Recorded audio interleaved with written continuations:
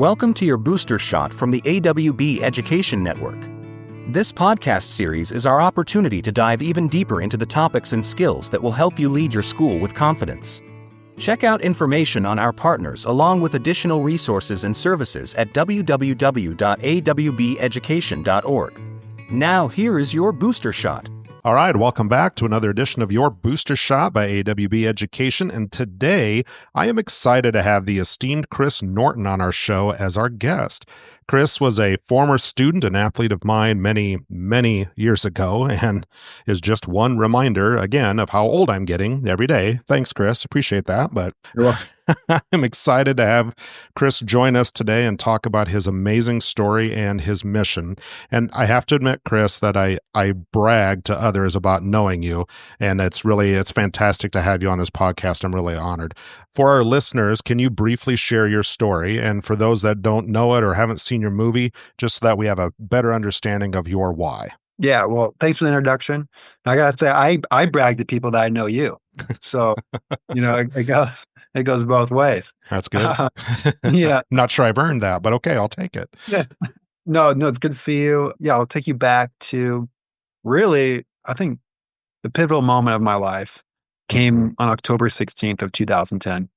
18-year-old freshman playing at Luther College. Yeah, I went to Bonner at Farrar, where you were coaching at. Yeah. And sixth game of the season, third quarter, I'm running down to make the tackle on the kickoff. I see the opening, and as you know, I loved hitting people. Absolutely. And I was going full speed to blow this guy up, and hopefully he'd fumble the ball. And with football, what I really appreciated about it is the physicality that it brings, and it's kind of like you're the gladiators of modern era, and sometimes with the football pads and helmet, you feel invincible. Absolutely. And so I kind of a reckless abandon went in there and mistimed my tackle. I've always, I think, been a clean hitter, clean player, but this time my head collided right with his legs. In an instant, I lose all feeling of movement from the neck down. Laying there, I hear the whistle blow, the pile clears off. And so when I try to push off the ground, nothing happens. I'm completely conscious. You know everything that's going on right now. Yeah, exactly. Yeah, I know everything's going on, completely aware. And actually, it just felt like a routine tackle. It just couldn't move. Like someone flipped the power off to my body. But I'm telling myself, maybe it's just like a bad stinger. I had a stinger in high school where part of my body went numb and I couldn't move it. But after a couple minutes, I was able to walk off the field. So that's what I'm telling myself. Like, just give it some time. The trainers run out. I'm embarrassed because I don't want the game to stop for me. I want to be the tough guy, walk it off. Right. Yep. I'll be fine. You'll see me next play. Well, I couldn't do that. But they rolled me onto my back because I was face down on the ground. I made eye contact with one of these student athletic trainers, and I could see in her face, she's terrified. And that was kind of my first. There's other signs, but that was like kind of the big one of like, oh, maybe this isn't like a routine stinger. And then they asked me questions like, hey, Chris, you feel us touching your leg? Nothing. Chris, can you try making a fist with your hand? I couldn't do it. It was also really odd was that, when you close your eyes and you move your arms around, where your arms and legs are in space without even seeing them. Well, it was like I couldn't sense where my body was. Like I lost all those senses. Like they were erased from my body, which was even more like disassociating experience. And then they call in the paramedics. They call in for a helicopter. And that's right when I knew this is bad. Yeah. I closed my eyes because I wanted to almost like pretend like it wasn't happening. Like I tried to like separate myself from that situation, not being scared and just praying and hoping for the best. And to get in the helicopter, they fly me out Mayo Clinic and put me to sleep, surgery, and I wake up and told I had a 3% chance of ever moving below the neck. And that's not a 3% chance to walk, but Yeah. a 3% chance to feel someone's touch, to scratch an itch on your face, to feed yourself. It's, so much more than walking. And but even as devastating as the news was, I just deep down believed that this wasn't the end of my story. Hmm. That there would be more. And I knew I had to fight. And so I was just like, no way, not me. Like, I'm not going to be part of the 97% who don't recover. I will do whatever it takes each and every day to be that 3%. Hmm. And that's what I believed in is I'm going to be the 3%. And so it's kind of also part of my message too of, we're all going to face these 3% moments in life where the odds are stacked against us. Hmm. So how do you respond and how do you move forward in that situation? And so one of the first things I did was just really took a look at myself and took responsibility for what I still could do. I lost all physical movement. Like I said, I couldn't move a finger, but I could control my attitude. I can control my effort. And Hmm. I was just going to focus like, what can I do today to get better? And I just continued that process. I would eventually get some movement in my toes, like on Thanksgiving morning, which was really Hmm. special morning. And that just continued to snowball into more feeling, more movement. Fast forward now in the story of a few years later, I walked the graduation stage Yep. with the help of my fiance then, Emily. That went viral, got to go on all the major Yeah. talk shows Absolutely. and news Awesome. outlets, which was Awesome just moment. kind of, Awesome yeah, moment. Yep. it was a fun little media blitz. Yep. And a few years after that, walked her 7 yards down the Oliver wedding, Hmm. which again did the whole viral media circuit and Hmm. got turned into the movie 7 Yards that Yep. was on Netflix for a while, and you can rent it on Amazon Prime or Apple TV, Hmm. among other places. And really I just feel like my calling is to give people hope in hopeless situations because let's face it, we're human. Like we're gonna have moments in life where it just doesn't seem fair, and life isn't fair, and Hmm. we're not going to have the hope that we need to keep going. And I just believe that I can be that person to give that little nudge, that little push to keep people believing, to keep moving forward, because what seems like the end is not always the end. And I had to learn that over and over again the hard way.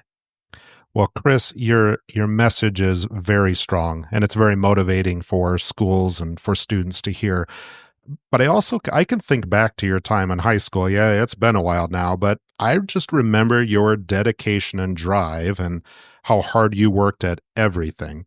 Looking back, what qualities from your high school self do you think have been the most crucial in your journey since this significant life change? Well, I had this incredible Coach Adam Bush, and he was the life, but okay. Um, but I didn't pay you for that comment either. That's okay, even better. I love yeah. it. Yeah, that's great. I'd have to tell you a story.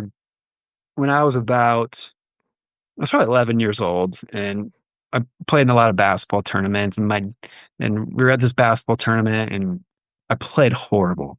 Like I missed all of my shots. I was turning the ball over, and there was just a lot more expected of me, and a lot more expected of myself. And I remember in the car ride home, I'm like trying to fight back the tears, and then to make matters worse, I had to ride home with my coach, who's also my dad. Yep. So I'm staring out the window, avoiding the glares from the rearview mirror. We get home, I take my shoes off, and I go straight to the couch. Now, I'm watching TV, playing video games, just anything that can distract me from my frustration of that basketball weekend. And I'm thinking, man, if I was taller, faster, Mhm. if my parents could make a little bit more money and I could have my own gym, Mhm. then, I'd be this really good basketball player, right? Well, a little while later, my dad, he sat next to me on the couch. We recapped the tournament. I gave him all the reasons why my Mhm. shot was off that day, and Mhm. he listened intently. But then he told me something that just stuck with me for the rest of my life is, Chris, if you don't like where you are, then do something about it.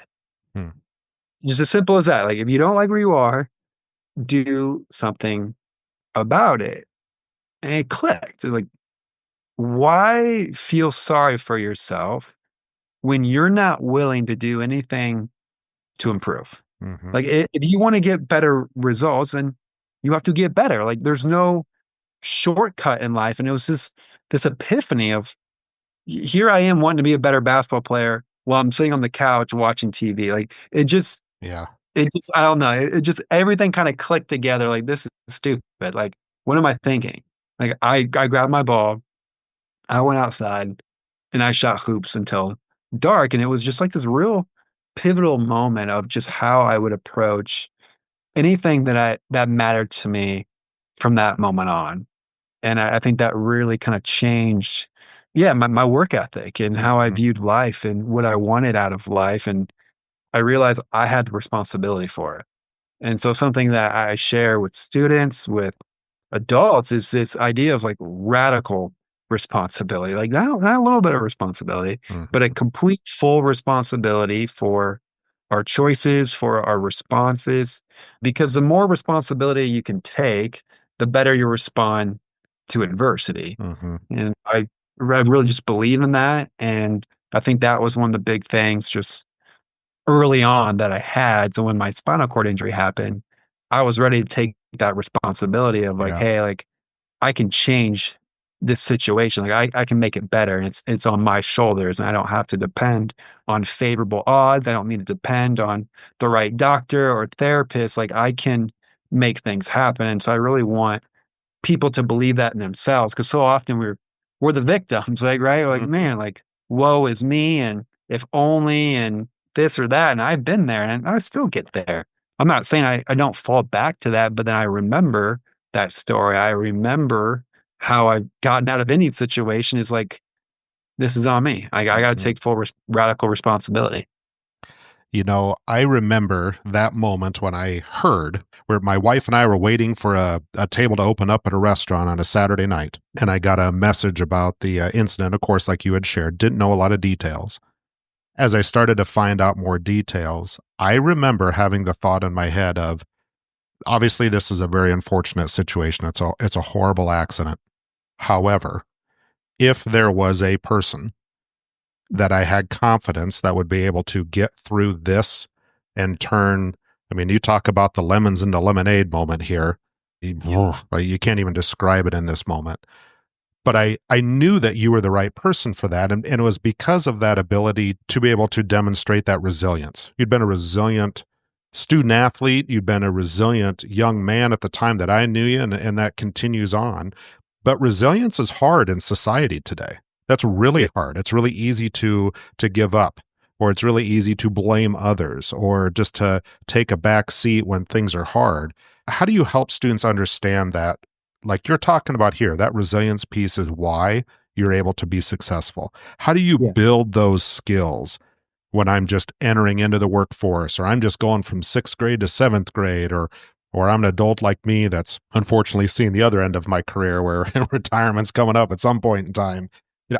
How do you build that resilience so you know about growing through that adversity? Yeah. Well, I think, again, it's like realizing the power of your own choices and Mm, that responsibility. But then it's, you you gotta experience hard moments. You gotta face the fire. And I think sports is a phenomenal training ground mhm, for life. And not everybody is an athlete, which is fine. Like, but musically or with art, performance art, like whatever it is, I think finding those moments that challenge you mhm, and push you outside of your comfort zone is what you realize, like, oh, I'm capable of more. Like I can get through this. And I think so many times in life I think maybe kids are getting thrown a lifeline to be rescued, mhm, or they quit so fast they don't even know what they're made of and that they can persevere. mhm, I think back I think it was like a two a day.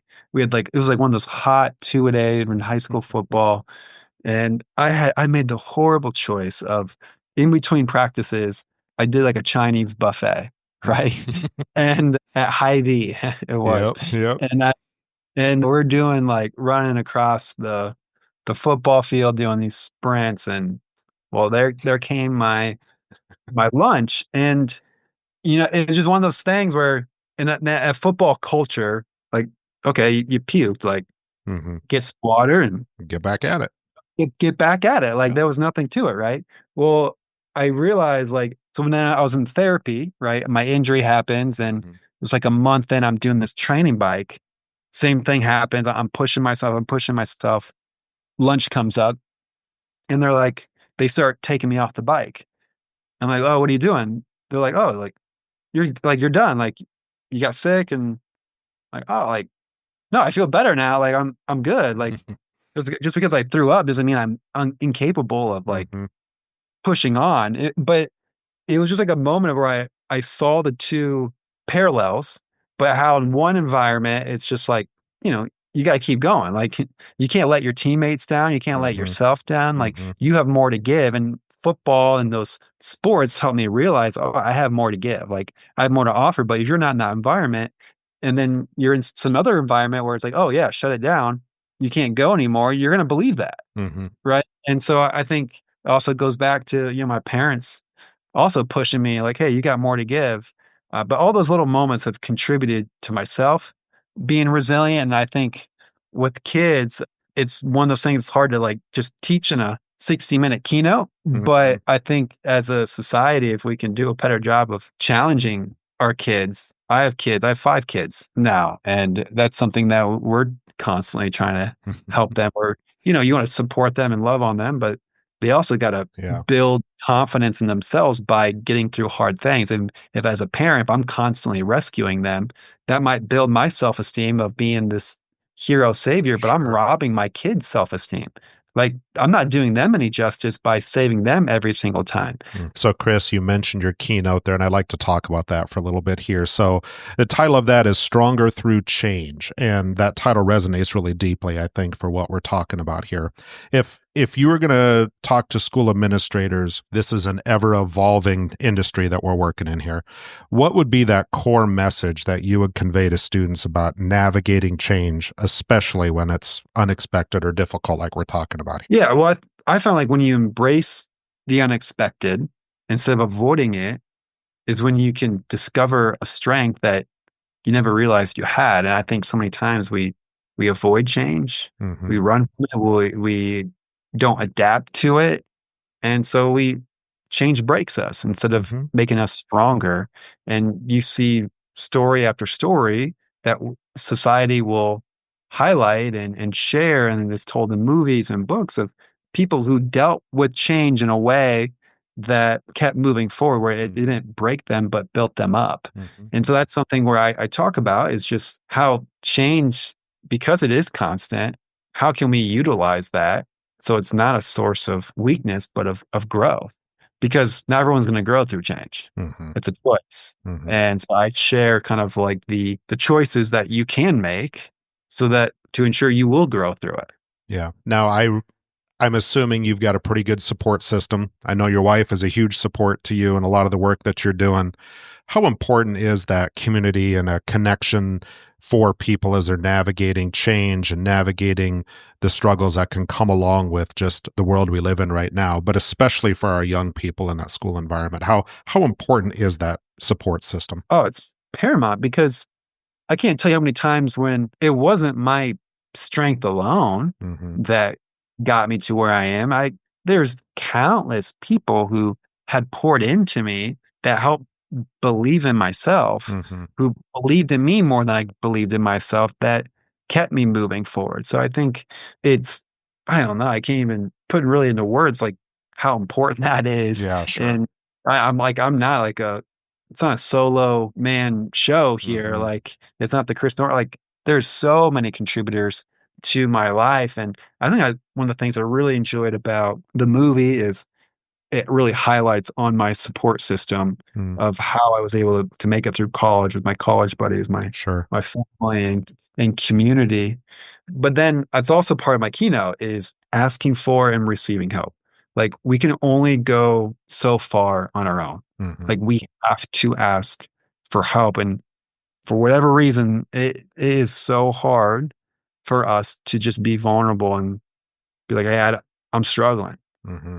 I don't know what I'm doing. Like it's just such a people asking that feels like such an attack on their own self-identity and self-esteem that it's hard. But I have found there's not a lot I can do on my own. Like I'm very dependent on people. Like I had to learn Sure. to ask for help and to get outside my own, the strong bravado man. Like I needed to lean on people. And I found when I did how much strength there is and how much support and love I received from that. But yeah, no, community is so important. And that's one of the things I hope with my message is that people afterward, and I get that a lot, especially for leaders, Mm-hmm. with administrators, with executives.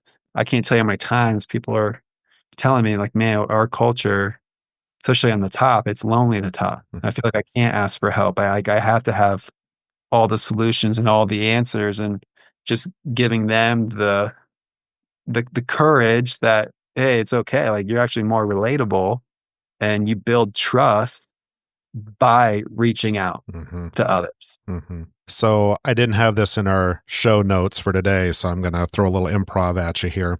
I do also think as you're talking through this, a lot of times, and this is probably part of the issue for leaders, is we try to do so much and not realizing that even little things can make a huge difference and they always add up. I think about a few years ago, and I'm just going to give you credit for this, Chris. To this day, I am a strong believer in the fact that I have a former student of mine that is still here today because of the impact that one person made on him. And I'm just going to briefly tell a story of a young man that had a disease that happened over the summertime.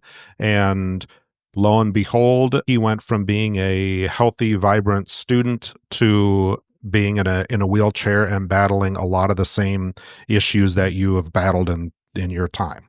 And I remember just talking to you about that, and you're like, "What? Put him on. Let's talk over this. Let's hop on." I think I'm going to date this a little bit because I think that was a Skype call, if I remember right, back in the day, probably. But that moment of just one individual taking time out of their day to be able to connect with one person made a huge difference. It turned a student from struggling to know his purpose or know even what he wanted or if he wanted anything else out of life to having a role model and having somebody that could show them the way that this can actually work and the fact that you are a very important person. Now, that's me giving you a compliment on that, but I think it also states how important the little things can be. Because what you're talking about here isn't this massive change. We're not talking about this huge initiative through a school. We're just talking about trying to develop that culture from within about what that student experience can be. Am I wrong there? Is that what I'm hearing from you? No, that's exactly what you're hearing. It's those little moments of just reaching out, of like to know like you're not alone. I think that's one of the things too. And when you don't ask for help, you feel like you're isolated. You go to on Instagram like, man, look at Mm-hmm. everybody's having so much fun. They got their life figured out, and I'm the only one who doesn't have it figured out. But when you can reach out and talk to like a trusted individual, you realize, well, everyone's kind of battling their own Mm-hmm. thing. We're really not that different. And the more we can have those more deeper conversations, those vulnerable conversations that I think in the day and age with social media and the internet, there's less of those opportunities to have deeper connections because people aren't having the depth of these conversations over the internet on social media, right? Yeah. It's complaining about this or that or venting and attacking one another because you're behind a keyboard. But, being in the same room and having those relationships, I think it's so important. But yeah, it's not this revolution. It's just like, man, I need some help. I don't know what I'm doing. I can't do this alone. And that goes to my speaking now that I'm doing with my foundation, like countless things as being a parent, like, yeah, I'm constantly asking for help, and I've been able to. I still battle it of like, man, I don't want to have to ask for help. Like, I don't want to be a burden or imposition. But that's just like the enemy. That's just not a healthy place to be because I know the power of being vulnerable and asking for help. So, Chris, where can school administrators find out more about your work, your mission, get you there to be able to help provide this lesson for students and to be able to help I mean, let's be honest, you're going to be a guide with them as they move forward with that culture and that work within their schools. How do they reach out to you? How do they get a hold of you to learn more? Yeah, go to chrisnorton.org is where you can learn about my speaking, my school resources too. Through Character Counts, we developed a program. But yeah, books, movie, everything, just to go there, chrisnorton.org. That's awesome, Chris. Well, I can't say enough about the work you're doing. Again, I'm proud of you just with everything that you have done and just been able to watch your career unfold as it has happened over the years. It's been really awesome. And this has been a huge bucket filler for me again today, just to get a chance to chat with you as we work through that mission. So appreciate your time today. Thanks for joining me. Yeah, no, thanks for having me. It's great seeing you, great talking to you. And I know this is just a great excuse to catch up. That's right. I love it. Well, thank you again, listeners. That is your booster shot for today. We will have information about Chris's contact info within the podcast description and information. Reach out to him. He is an invaluable resource. I cannot state how important he would be in the mission of trying to provide great leadership and instruction for the students in your school. One more time again, Chris, thanks for joining us, and thank you everybody for being on your booster shot. Thank you for listening to this episode of your booster shot from AWB Education. Want to join in this mission? We are always looking for partners to help provide what our school leaders need to thrive and survive. Contact us through our webpage at www.awbeducation.org to get connected. Otherwise, remember you are doing the job that only a few are strong enough to do. Thanks for being one of the few. We will talk with you again next time.